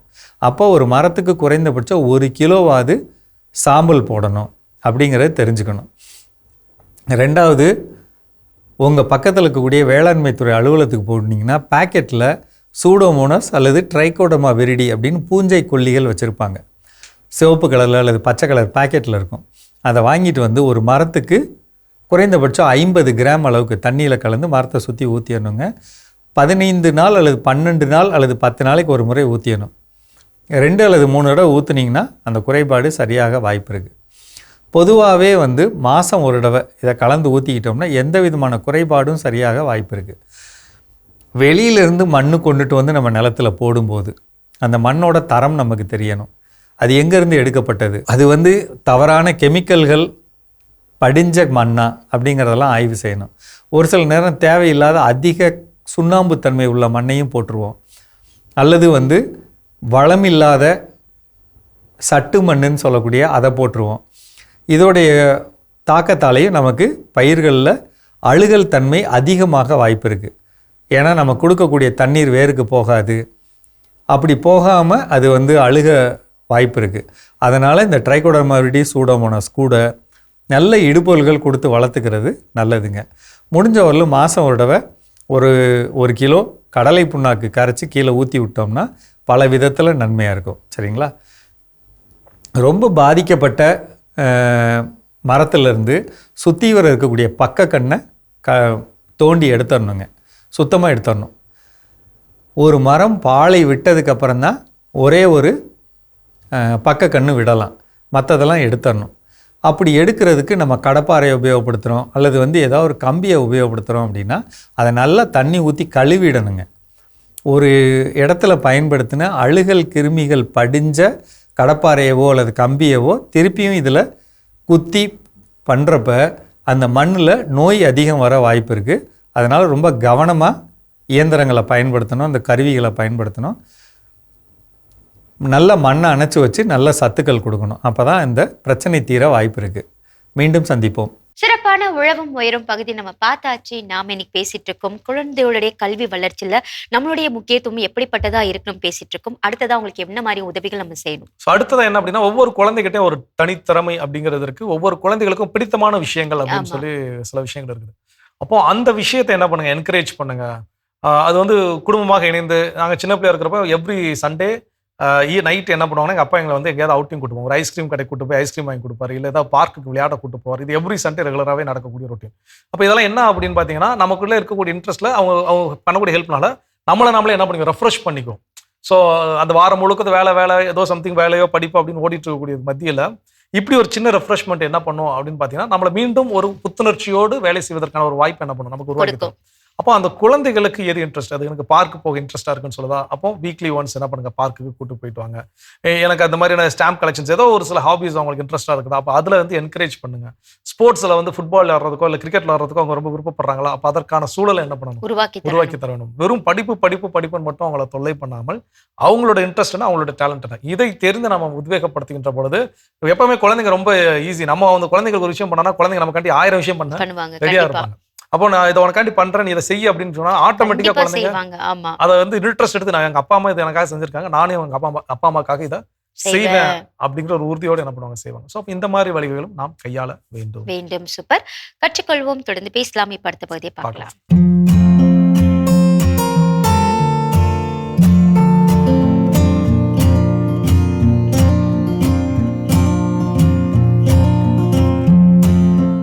அன்பான மாதா தொலைக்காட்சி நேயர்களுக்கு வணக்கம். இந்த நிகழ்ச்சியில் நம்ம பார்க்க போகிறது முடி பிரச்சனை, தலையாய பிரச்சனை முடி பிரச்சனை. இன்னைக்கு சின்னவங்களும் சரி, வயசானவங்களும் சரி, டீனேஜும் சரி, எல்லாரும் சரி, குழந்தைக்கே இன்னைக்கு 2-3 வயசு குழந்தைக்கே இளநரை, முடி உதிர்தல், வழுக்கத்தலை, முடியல அடர்த்தி இல்லை, முடியல வெடிப்பு, பொடுகு தொல்லை, பேன் தொல்லை, இப்படி தலையாய பிரச்சனை. இப்போ பேன் இருக்கா, நீங்கள் என்ன பண்ணுங்க, துளசி இலை, அப்புறம் சீத்தா செடி இலை, அப்படிலாம் சீத்தா பழம் சாப்பிட்டு அந்த கொட்டை, பழ சீசனில் பழம் சாப்பிடுவீங்க, அந்த கொட்டையை கழுவி காய வச்சிருங்க. பேன் தொல்லைன்னா கொஞ்சம் ஒரு பிடி துளசி இலை, ஒரு பிடி அந்த சீத்தாப்பழம் கொட்டை, இலை கிடைச்சா இலை, அப்படி இல்லைன்னா அந்த கொட்டை ரெண்டையும் அரைச்சி அதை எண்ணெயில் மிக்ஸ் பண்ணி தலையில் அப்ளை பண்ணி விட்டுடுங்க. நைட்டில் காலையில் பாருங்க, இது மாதிரி வாரத்தில் 2 நாள் செய்ய பேன் தொல்லை போயிடும். பொடுகு தொல்லைக்கு இப்படித்தான் நிறைய விஷயங்கள் இருக்கு. அதே போல் முடி உதிர்தல், இளநரை, இதுக்கெல்லாம் உங்களோட நீங்கள் சாப்பிட்ற சாப்பாட்டில் சத்து பத்தலை. எல்லா கலர்ஃபுல் வெஜிடபிள்ஸ், நான்வெஜ் எல்லாம் சாப்பிடணும். புரியுதுங்களா? டென்ஷன் இருக்கக்கூடாது, அழுக்காக வச்சுக்க கூடாது. வாரத்தில் 2 நாள் 3 நாள் தலை குளிச்சுக்கணும். புரியுதா? ஜென்டில் மசாஜ் கொடுக்கணும். அதுக்குன்னு ஹேர் ஆயில் இருக்குது. அதே போல் இளநரைக்கு நல்ல ஹேர் ஆயில் இருக்குது. உள்ளுக்கு மெடிசன்ஸ் கொடுக்குறோம். நல்ல அடர்த்தியான முடியும் வளர ட்ரீட்மெண்ட் இருக்குது. கூட நீங்கள் செய்ய வேண்டியது ட்ரீட்மெண்ட்லாம் நாங்கள் கொடுத்துட்றோம். ஹேர் ஆயில், மெடிசன்ஸ் எல்லாம் நல்ல பிளட் சர்க்குலேஷனுக்கு கொடுப்போம், நல்ல ஹேர் குரோத்துக்கு கொடுப்போம், எல்லாம் பார்த்துக்கலாம். செய்ய வேண்டிய சாப்பாடு, அதை ப்ராப்பராக நாங்கள் சொல்கிற டயட் ஃபாலோ பண்ணிங்கன்னா முடி பிரச்சனையே இருக்காது. நீங்கள் வாழை இலையில டெய்லி சாப்பிட்லாம். வசதியானவங்க வெள்ளித்தட்டில் சாப்பிட்லாம். அப்போல்லாம் அகப்பைன்னு சொல்லுவாங்க. இப்போல்லாம் ஸ்பூனு, ஸ்டெயின்லெஸ், அதெல்லாம் அப்போ கிடையாது. நம்ம தேங்காய் ஓடு இருக்கு இல்லையா, கொட்டாங்கச்சி, அதில் பண்ணது தான். அதில் ஏகப்பட்ட ஐட்டம்ஸ், ஸ்பூனு, கப்பு, பவுலு, கரண்டி எல்லாம் அதில் வந்துருச்சு. அதை நம்ம பயன்படுத்துகிறோம் சமைக்கும் போது அதில் நம்ம பயன்படுத்தினா நம்ம சமையலில் இருக்கிற நச்சுத்தன்மைகள், அந்த தேங்காய் ஓடு இருக்கு இல்லையா, கொட்டாங்கச்சி, அந்த அகப்பை, கரண்டி, ஸ்பூன், அது எடுத்துருதான். 99 வருஷம் கேரண்டி. அதெல்லாம் அவ்வளோ நன்மை பயக்கும் மெத்தடு தான் நம்ம முன்னோர்கள் பயன்படுத்திட்டு இருந்தாங்க. அம்மியில் அரைச்சாங்க, உரல்ல ஆட்டினாங்க. இப்போ அப்படி இல்லை, எல்லாம் எலக்ட்ரிக்கல் ஐட்டம்ஸ். புரியுதுதா? கூட பத்தாத்துக்கு ஜங்க் ஃபுட்டு, நல்ல ஆரோக்கியமான உணவு கிடையாது, ஆரோக்கியமான தண்ணி கிடையாது, ஆரோக்கியமான காற்று கிடையாது. அப்படி இருக்கும்போது நம்ம நல்ல மூச்சு பயிற்சி, நல்ல தண்ணி, நல்ல சாப்பாடு, டென்ஷன் இல்லாமல் எல்லாம் ஃபாலோ பண்ணால் முடி பிரச்சனையே அல்ல, தீர்ந்துடும். அதை விட்டுட்டு இத்தனை ஆயிரம் அத்தனை ஆயிரம் ஷாம்பு, சீக்கா, சோப்பு, ஹேர் ஆயில், என்னவோ, இல்லைன்னா கட்டிங் பேஸ்டிங்லாம் வைக்கிறோம். எவ்வளோ சைடு எஃபெக்ட், எவ்வளோ ஆச்சு. விருப்பம் இருக்கோ, வசதி இருக்கோ, அது செய்யுங்க, குறை சொல்ல. நேச்சுரலாக என்ன பண்ண முடியும், வேணுமா தொடர்பு கொள்ளுங்க, ஃபாலோ பண்ணுங்க, ரிசல்ட் கிடைக்கும், கடைப்பிடிங்க. முடி பிரச்சனையே நம்ம உடல் ஆரோக்கியத்தை காமிக்கிறது தான். உங்களுக்கு ஆரோக்கியம் உடம்புல இல்லை, அதான் முடி பிரச்சனை. உங்களுக்கு ஆரோக்கியமாக இருந்தால் முடி நல்லா இருக்கும். இவ்வளோதான் விஷயம். இதற்கு ட்ரீட்மெண்ட் இருக்கா? இருக்கு. வேணும்னா கடைபிடிக்க, பலன் அடிக்க. என்னென்ன இருக்குல்ல. மீண்டும் நாளை சந்திப்போமா? நன்றி. அன்னை மரியே வாழ்க. அருமையான நம்ம ஒரு வித்திய பகுதி பார்த்துட்டோம். நிகழ்ச்சியோட நிறைவுக்கும் வந்தாச்சு. இன்னைக்கு நாள் மகிழ்ச்சியோட நம்ம பேசிட்டு இருக்கிறோம். கடவுள் வணக்கம் நிகழ்ச்சியில குழந்தைகளுடைய கல்வி வளர்ச்சிக்கு நாம செய்ய வேண்டிய உதவிகள் என்னன்னு சொல்லி அடுத்தது என்ன சொல்றாங்க? அடுத்ததான் சொல்றாங்க, குழந்தைகள் என்ன மாதிரியான தவறு செய்தாலும் அதை நம்ம ஏற்றுக்கொள்ள வேண்டும். முதல்ல அவங்க ஒரு வாட்டி ஃபெயில் ஆயிட்டாங்களா, இல்ல எதுலயா தோல்வி அடைஞ்சிட்டாங்களா, பரவாயில்ல, நெக்ஸ்ட் டைம் பண்ணிக்கலாம், நெக்ஸ்ட் டைம் நீ வின் பண்ணுவ அப்படின்னு சொல்லிட்டு அவங்களுக்கு ஒரு ஊக்கம் நம்ம கொடுக்கும் பொழுது நிச்சயமா அந்த குழந்தைகள் அதை மோட்டிவேட்டா எடுத்து அடுத்த வாட்டி எப்படியாவது என்னோட அம்மாவையும் அப்பாவையும் பெருமை சேர்க்க விதமா நான் என்னை வளர்த்துக் கொள்வேன் அப்படின்ற ஒரு எண்ணம் அவங்களுக்குள்ள வரும். நிச்சயமா முதல் பெற்றோர்கள் அந்த தோல்வியை குழந்தைகள் ஏற்றுக்கொள்வதற்கு முன்னாடி பெற்றோர்கள் அதை ஏற்றுக்கொள்ள மனப்பக்கம் வேணும். அப்படின்னா தான் என் குழந்தைகிட்ட போய் ஒன்றும் பிரச்சனை இல்லைடாக்கண்ணா, நெக்ஸ்ட் டைம் பார்த்துக்கலாம், அதெல்லாம் ஒன்றும் இதெல்லாம் ஒரு பெரிய தோல்வியெல்லாம் கிடையாது அப்படிங்கிற ஒரு உத்வேகம் அளிக்கக்கூடிய, ஆறுதல் அளிக்கக்கூடிய, நம்பிக்கையூட்டக்கூடிய வார்த்தைகளை நம்மளால என்ன பண்ண முடியும், சொல்ல முடியும். ஆனா நாமளே என்ன பண்றோம்னா, ஐயோ என் குழந்தை தோத்துருச்சு, இது என் சொந்தக்காரன் தெரிஞ்சா என்ன பண்ணுவான், கேவலமா நினைப்பான், என் குழந்தைய பத்தி அப்படி நினைப்பான், இப்படி இதெல்லாம் தேவையில்லாத எண்ணங்கள். இதுதான் ஓவர் திங்கிங். அவன் எதுவும் நினைச்சிட்டு போறான். எனக்கு இன்னைக்கு என் குழந்தையோட நலம் அப்படிங்கிறது ரொம்ப ரொம்ப முக்கியம். அது மன அழுத்தம் இல்லாமல் எவ்வளவு ஃப்ரீயா அதை நான் ஹேண்டில் பண்ண வைக்கிறோம். அப்ப அந்த குழந்தைங்க அதுக்கேற்ற உத்வேகத்தோட என்ன பண்ணும், செயல்படும். எல்லா நேரங்களும் வெற்றி மட்டுமே என்ன பண்ண முடியாது, பெற்றுக்கொண்டு இருக்க முடியாது. அப்படின்னா லைஃப் என்ன ஆயிரும், போர் அடிச்சிடும். நினைச்சதெல்லாம் நடக்குது. கண்டிப்பா. ஏன்னா தோல்வி அப்படின்னு ஒண்ணு இருந்தாதான் அந்த தோல்வியில நம்ம என்ன மாதிரியான விளைவுகளை சந்திக்கிறோம், அதை நம்ம எப்படி எதிர்கொள்ள வேண்டும் அப்படின்ற எல்லாத்தையும் நம்மளால சிந்திச்சு அது கூட மேல வர முடியும். நிச்சயமா ஒரு வெற்றி கொடுக்கக்கூடிய மன வலிமையும் மனப்பக்குவத்தை காட்டிலும் ஒரு தோல்வி கொடுக்கக்கூடிய மன வலிமையும் மனப்பக்குவம் தான் ரொம்ப ரொம்ப முக்கியம். அது நல்ல ஒரு சிறந்த பாடத்தை என்ன பண்ணும், கற்றுக் கொடுக்கும். ஸோ அந்த வகையில எப்பொழுதும் உடனிருத்தல், எப்பொழுதும் அன்பு செய்தல், எப்பொழுதும் உத்வேகப்படுத்துதல் அப்படிங்கிறத நம்ம குழந்தைகளுக்கு நாம் கொடுக்க வேண்டும். ஸோ சிறப்பான ஒரு நாள் கல்வி வளர்ச்சி நாளில் குழந்தையோட கல்வி வளர்ச்சிக்கு நாம நம்மளுடைய சைடு என்ன செய்யணும் அப்படிங்கிறத பெற்றோர்களுக்கு கடவுள் நல்லா உணர்த்தி இருக்கிறாரு. கடவுளுக்கு நன்றி சொல்லி இன்னைக்கு நாளில் யார் யார் தங்களுடைய திருமண நாள், பிறந்த நாள்லாம் கொண்டாடுறாங்க பார்க்கலாம்.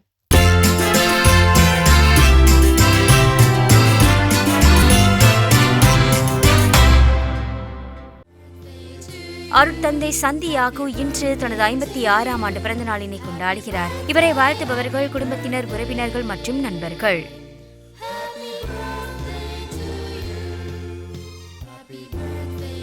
பெங்களூரை சேர்ந்த சஞ்சய் லியோனார்ட் இன்று தனது பிறந்த நாளினை கொண்டாடுகிறார்.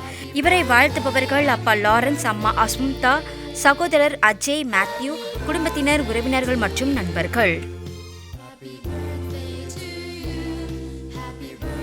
ஜோசபெட் கிரேசி இன்று தனது பிறந்த நாளினை கொண்டாடுகிறார். இவரை வாழ்த்துபவர்கள் அப்பா, அம்மா, தாத்தா, பாட்டி, மாமா, அத்தை, சித்தி, சித்தப்பா, மச்சான், கிறிஸ்டினா, ஜாஸ்விகா, குடும்பத்தினர், உறவினர்கள் மற்றும் நண்பர்கள். இன்று விழா காணும் உங்கள் அனைவருக்கும் இறைவன் தரக்கூடிய அன்பான பரிசு திருப்பாடல் 24. உமது மனம் விரும்புவதை உமக்கு அவர் தந்தருள்வாராக, உம் திட்டங்களை எல்லாம் அவர் நிறைவேற்றுவாராக. இந்த இறையாசுடன் நீங்கள் வாழ மாதா தொலைக்காட்சியின் வாழ்த்துக்களும் ஜெபங்களும். அன்பானவர்களே, கல்வி கற்க விளைவோம், ஞானம் பெற்று உயர்வோம் என்ற இந்த சிந்தனையோடு இன்றைய கடவுள் வணக்கம் நிகழ்ச்சியை நாங்கள் நிறைவு செய்கிறோம். இந்த நாள் இனிய நாளாக உங்க எல்லோருக்கும் அமைய மாதா தொலைக்காட்சியின் வாழ்த்துக்களும் ஜெபங்களும். மீண்டும் உங்கள் அனைவரையும் கடவுள் வணக்கம் நிகழ்ச்சியில் சந்திக்கும் வரை உங்களிடமிருந்து விடைபெறுகிறோம். இயேசுவுக்கே புகழ். மரியே வாழ்க. ஒரு வழியா காலேஜ் முடிச்சிட்டேன். எப்ப வேலைக்கு போற? ஐடி வேலைலாம் கஷ்டம்ப்பா. வேலை கிடைச்சிருச்சா? எனக்கு இந்த கவலையே இல்லை, ஏன்னா நான் SLA இன்ஸ்டிடியூட் ஜாயின் பண்ணியிருக்கேன். ஜஸ்ட் 4 months ட்ரைனிங் கம்ப்ளீட் பண்ணதும் என்னோட ஐடி கேரியருக்கு நான் ரெடி ஆயிடுவேன். SLA Institute, right way to IT job. Contact 8870767784.